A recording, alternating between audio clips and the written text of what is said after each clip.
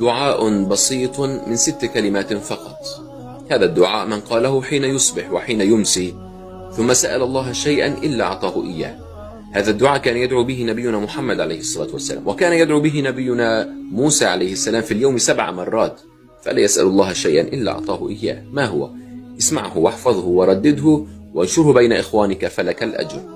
الدعاء هو: اللهم أنت خلقتني وأنت تهديني وأنت تطعمني وأنت تسقيني وأنت تميتني وأنت تحييني، ثم بعد ذلك سل الله ما شئت.